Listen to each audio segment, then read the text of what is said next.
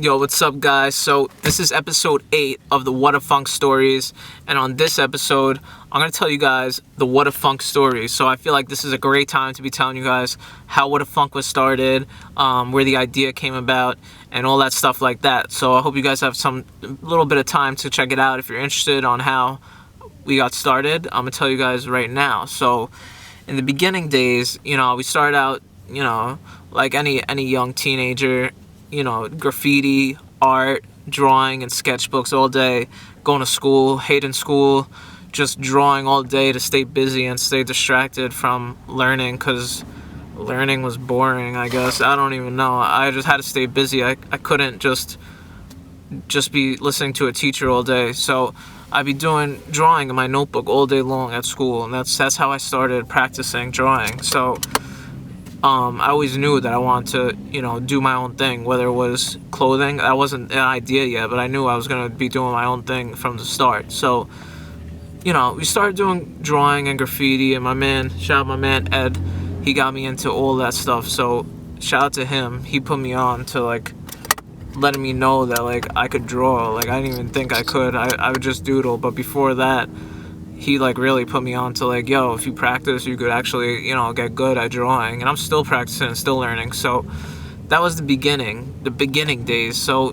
we'd go to New York City, downtown, and we'd be walking around, and I really like taking pictures of graffiti and stuff. I'll keep it in my archives because I thought it was cool. And I used to be on forums. Shout out to 12 Ounce Profit. I don't know if you guys know about that. That's some real old shit. I know a lot of guys who are still doing things. I met a lot of people through that forum as well. And so I used to just take pictures of graffiti and post them. And so we were walking around downtown Manhattan, and one day we walked into this store. I believe it was Reed Space was the first store that I went into. And I seen all these things that I was into, like skateboarding, graffiti, art. And it was cool that people were doing their own thing, and I really was inspired by other people who were doing their own thing. So once I seen that, I was my eyes opened up more, because I found other people who were interested in the things that I was interested in. And this was before Twitter and Instagram and stuff like that. So the only way to really know was to go outside. I'm old, so that's how it was. So when I went into there, I was seeing everybody was expressing themselves through clothing and zines and making cool stuff. And then I went into A-Life, a New York thing, and all the stores downtown. And once I realized that all these dudes were doing their own thing and creating cool art, and everybody was wearing it and having a great time, I was really interested in that. I was I could do this too. So that's how it really all got started. So we would go to parties and block parties, and we'd just be hanging downtown New York City in the scene, just meeting people and having fun. And it was just a great time. It was just a great time to just meet people, have fun. And it was so cool because everyone was just doing their own thing. That's how I got that from. Everybody was just doing their own thing, and I was really, really inspired by that. And I was I could do that too. So that's where the idea came about. So but I didn't really start actually making the brand till later on. Once I was at school, I was going to school for graphic design. So I was going to school for graphic design, and I was on break. And across the street from my school was a silk screening place. And that's when it really hit. So I'm going to show you guys where it was right now. It was right there. You can't really see it. Hold on, let me fix this. It was right there. So right there, that's where the idea of Whadafunk started. So it was right there that the idea of Whadafunk started. And I was seeing a silkscreen place across the street, so I was this is really, really awesome. I was let me see, let me just go in and pick this guy's brain a little bit and see what it takes to make clothes, because I had no idea about making clothing. So I went in there. It was right across the street from my school, so it couldn't have been any better. So I went across the street.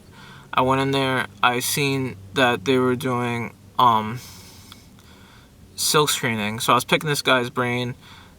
he was like really, really annoyed with me because I had no idea what the hell I was talking about and what the hell was going on. And he just told me, all right, this is how you make shirts. I need to make this amount of many of them. I need to do this, do that, do the other thing. So once he showed me that, I was like, okay, cool. So then he was making shirts for us for a while.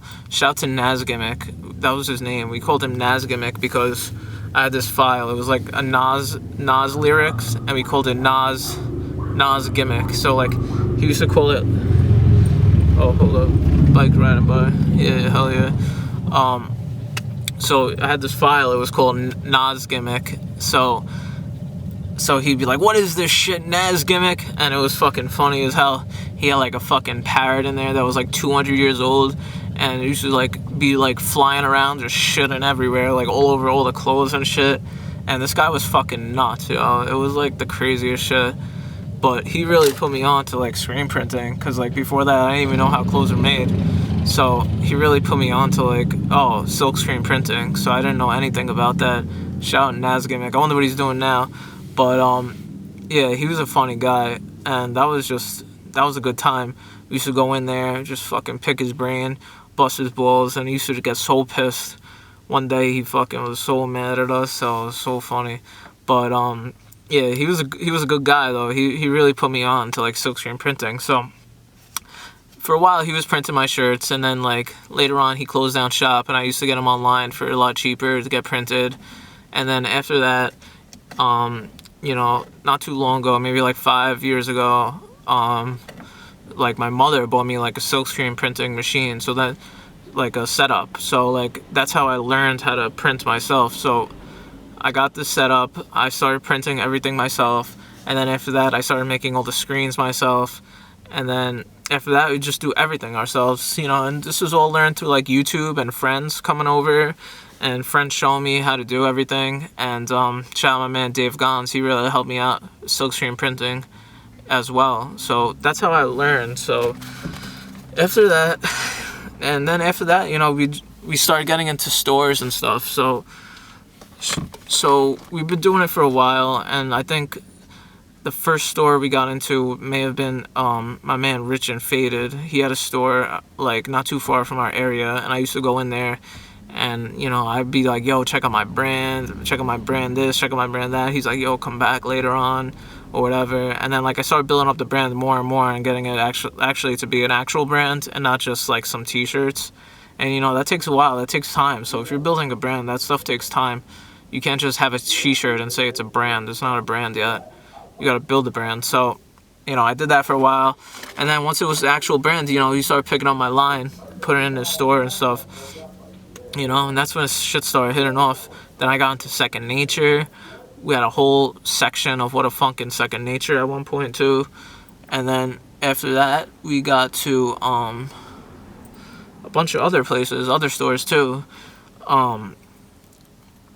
But for the real thing started when like I started getting stores in the city. That was like one of my major goals when I was like young. I wanted to be in boutiques in the city. That was like my thing, because that's where I got the idea from. So we went over there, went to the city. I was going to parties, meeting people, and I met my man Hood Chef. So shout out to Hood Chef. He really put me on in the city. He put me on to everything down there. He made me meet mad people. Once I met him, I met a ton of other people that I still know to this day. And I got on my first store. It was called Yours Truly. So when I got on that store, shit started taking off. It started rolling. I was in like every store in Brooklyn at one time. And it was fucking dope. It was really dope. I was like really excited. I remember the feeling of when I got in the first store in the city. I was hyped. That shit got me hyped. Because at the time, before I met Hood Chef, Whadafunk was starting to die out, and I was like losing the juice. And I wasn't sure if I still wanted to do it, this, that, and the other thing. But after I met him, I got the juice back. He gave me the juice back, and I was ready to kill it again. And once I started getting stores again in the city, it was a wrap from there. And it was all go time from there. So, and that's how we're at now. That's how we got here where we're at now. So, we just grinded, going to parties, meeting people who own stores, meeting people whose friends own stores, stuff like that. That's how you gotta connect it was all about like meeting people out in real life and getting a real actual connection with people.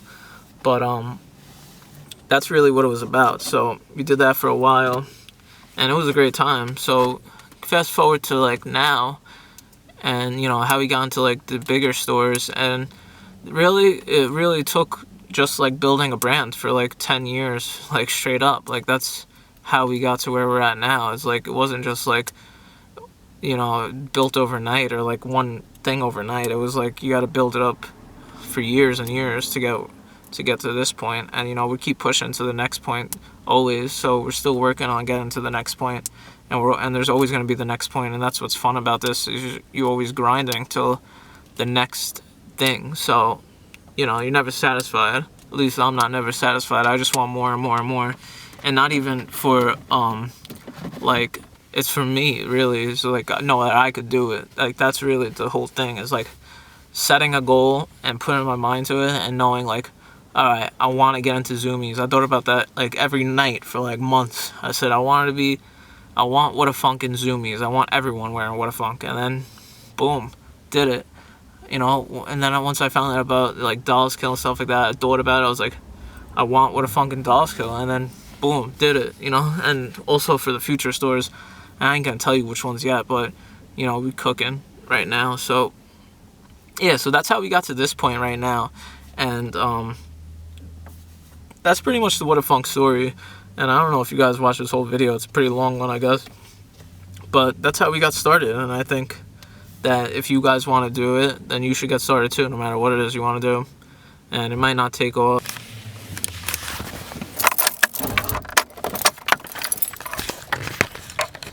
What I was saying is, if you guys want to get started doing your own thing as well, I think you guys should definitely just go for it and do it. And try it out. If you might like it, you might not like it, but it's worth a shot, right? So go out, try and do your own thing if you like, and have fun doing it, because that's the most important step of the whole thing, is having fun. And if I wasn't having fun doing this, then I wouldn't be doing it. I'll be doing something else for fun. And because that was the real goal, is to like never work and just have fun doing things, and also making money doing things, while having fun. That's always the goal, and doing something that you want to do forever. So I don't mind doing this till I'm 100 years old. If I make it to 100, that's cool, and I'm still working, that's cool. I'm glad to be doing it till 100. So that's really the goal. I want to live my life on my own terms, not dreading every day and only living for like the weekend. I ain't about that. I want to live every day waking up on my own terms, doing what I want to do on my own terms. That's why Whadafunk is a thing. That's why I'm doing this. So, and to spread the art and spread the message. And the message is, do your own thing. And the message is good times forever. The message is live it up. These are all everything has a message behind all these designs, and you could take it as you please, however they may affect you, misunderstood. All these designs have a message behind them. But yep. So that's it. That's just Whadafunk story. If you guys have any questions about Whadafunk or like anything, just hit me up. Leave a comment, and I'll answer everybody's questions. Like and subscribe to the video if you guys like it. We need those subscribers. We're trying to reach a goal, and we need you guys to subscribe. If you're watching this, it doesn't hurt. It doesn't cost anything. You just click a button. It's really easy. So that's what's going on right now. So next week I got a really good vlog for you guys. I got a great idea for next week already. So stay tuned for that. Any questions, hit us up, and stay cool. Peace.